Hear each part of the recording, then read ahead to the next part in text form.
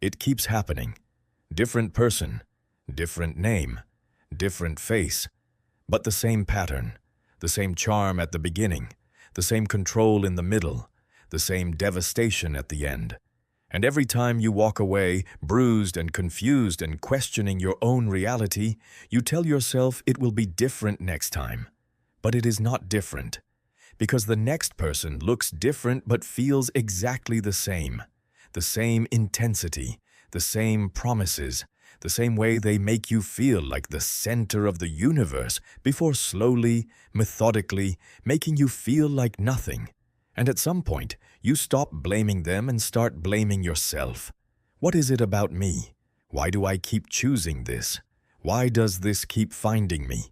And the people around you, the ones who have never been inside this cycle, say the same useless things. You need higher standards. You need to love yourself first. You need to see the red flags. But you do see the red flags. You saw them the last time too. You just could not stop yourself from walking toward them. And that is the part that terrifies you the most. Not that you attracted a narcissist, but that something in you responded to them. Something in you recognized them. Something in you said, yes, this feels like home. And that recognition is the key to understanding everything. This is the psychology of people who attract narcissists. Before we go any further, let us establish something clearly. If you have a pattern of ending up in relationships with narcissistic individuals, that pattern is not evidence that you are foolish, weak, or lacking in self-respect. It is evidence that your childhood wired you for a very specific type of relational dynamic, and until that wiring is understood, the pattern will repeat.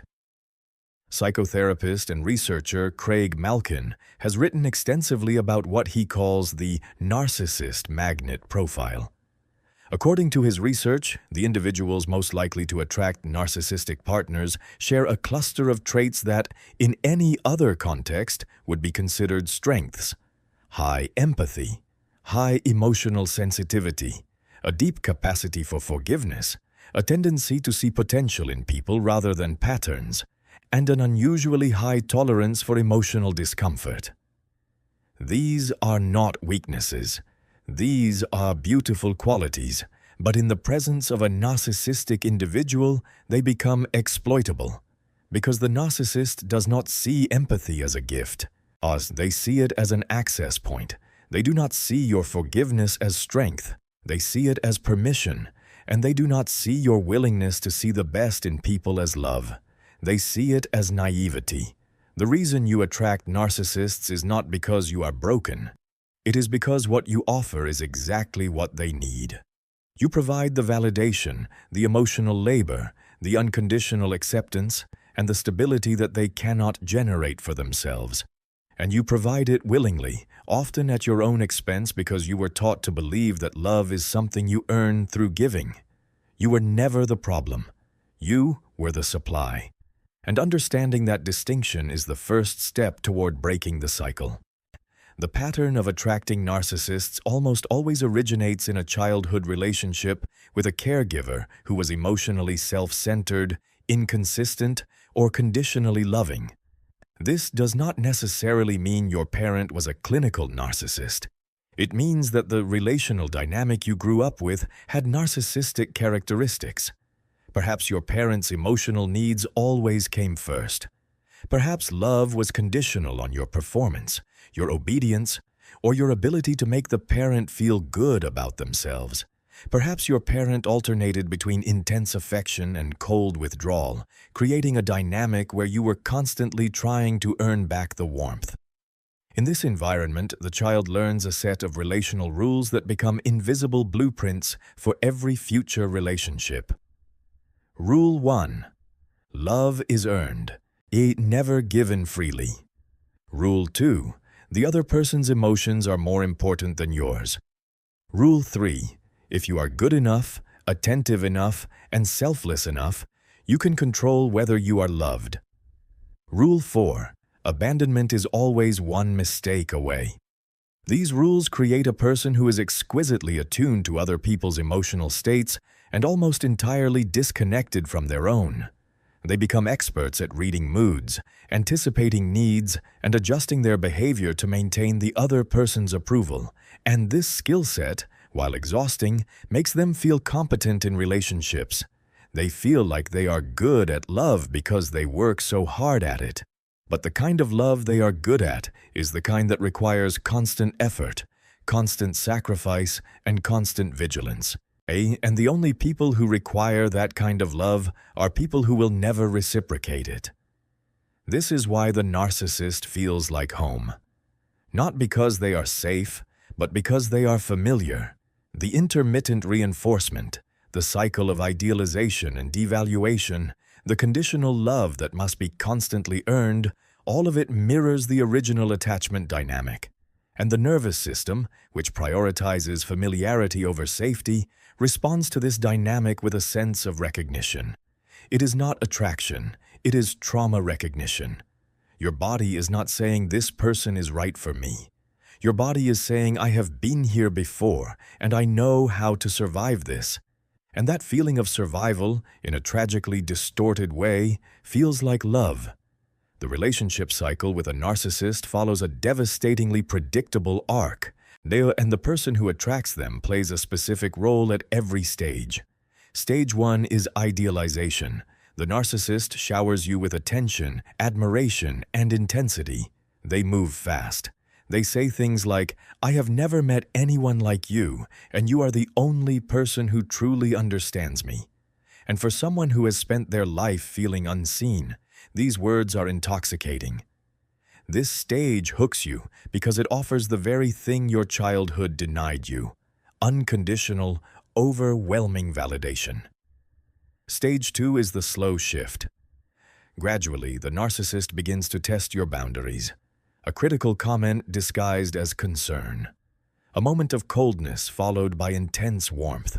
A small act of control presented as care. And you, because you were trained to tolerate discomfort and to interpret unpredictable behavior as normal, accommodate. You adjust. You explain it away. You work harder.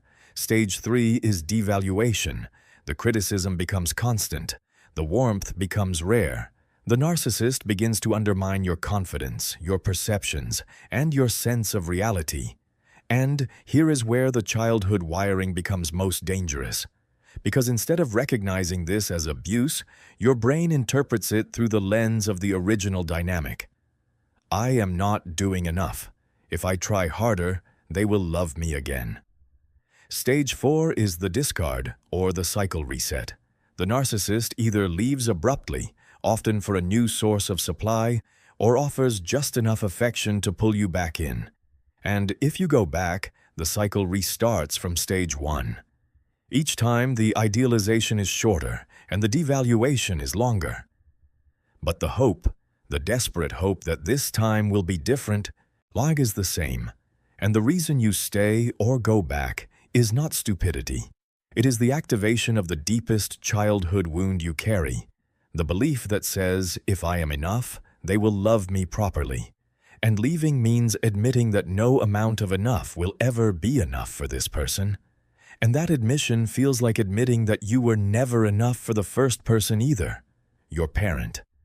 And that pain is so enormous that staying in a toxic relationship feels easier than facing it.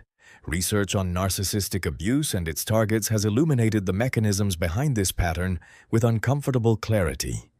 A study published in the journal Personality and Individual Differences found that individuals high in empathy and agreeableness were disproportionately likely to be targeted by individuals high in narcissistic and psychopathic traits.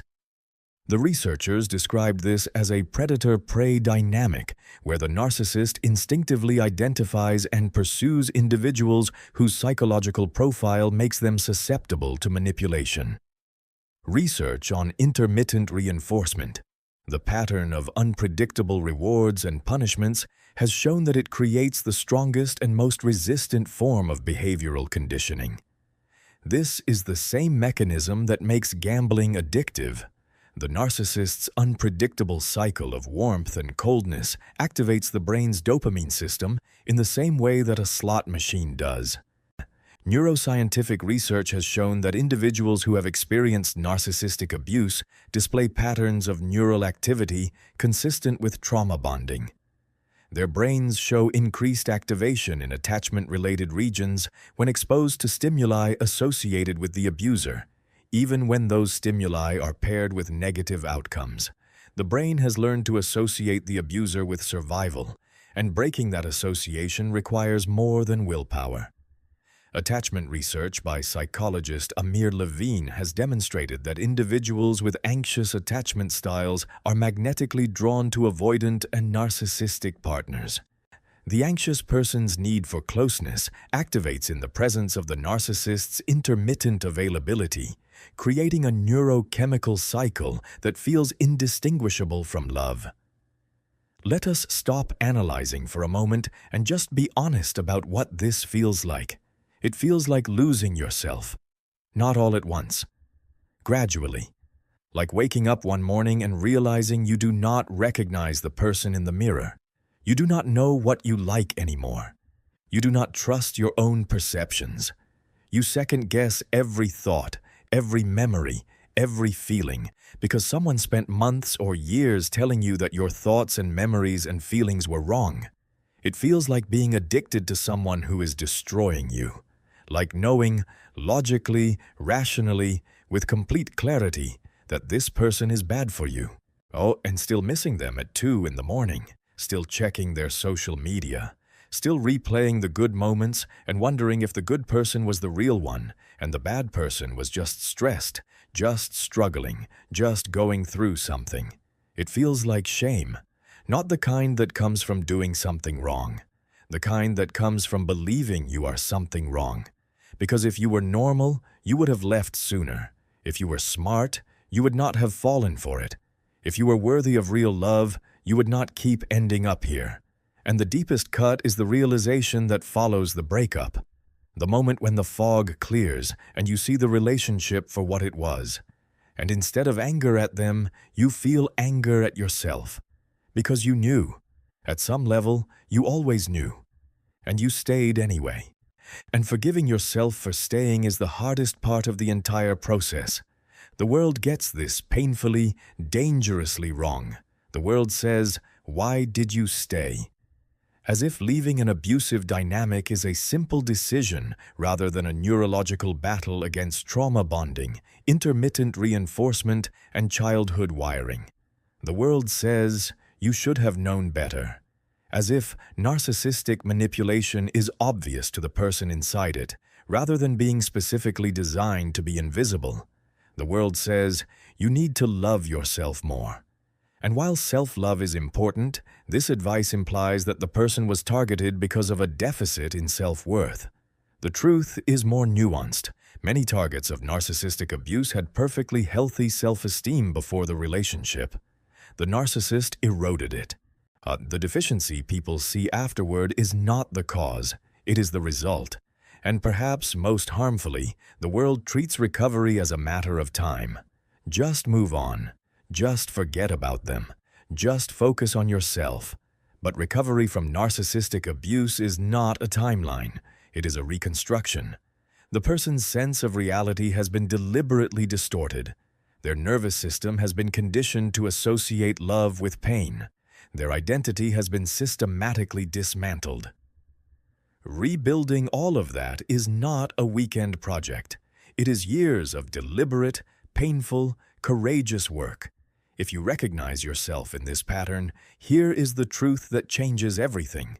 You did not attract narcissists because you are flawed. You attracted them because you are valuable. Your empathy, your patience, your capacity for love, these are extraordinary qualities. They were simply exploited by someone who recognized their value and chose to consume rather than honor it. The work ahead is not to become less empathetic. It is to become more discerning, to learn the difference between someone who appreciates your empathy and someone who exploits it, to recognize that healthy love does not require you to suffer, that a person who truly loves you does not make you question your own reality. Start with education. Learn the language of narcissistic abuse, love bombing, gaslighting, hoovering, triangulation. These terms give you vocabulary for experiences that previously had no name, and naming them is the first step to disarming them. Then, do the deeper work. Return to the childhood dynamic that set the template. Understand what love felt like in your family. And then grieve the fact that what you learned to call love was not actually love. It was survival. Real love feels different. It feels calm. It feels safe. It does not require you to lose yourself to keep it. You are not doomed to repeat this cycle. But breaking it requires something harder than leaving a narcissist. It requires confronting the part of you that believed you deserved one. If you are listening to this and feeling the weight of recognition, I want you to hear something that the narcissist in your life never said and meant. You are enough, not because of what you give, not because of what you tolerate, not because of how well you love someone who cannot love you back. You are enough simply because you exist. And you were always enough, even when they made you feel like you were not. The cycle ends when you decide that the love you give to others is the same love you deserve to receive. Not in theory, in practice, in the standards you set, in the behavior you accept, in the quiet, firm voice that says, "I will not abandon myself for anyone, not anymore." You walked into fire because it felt like home, but you do not have to live there. There is a version of love that does not burn, and it is waiting for you on the other side of the hardest decision you will ever make, the decision to choose yourself. This is unspoken minds, and you were never the problem.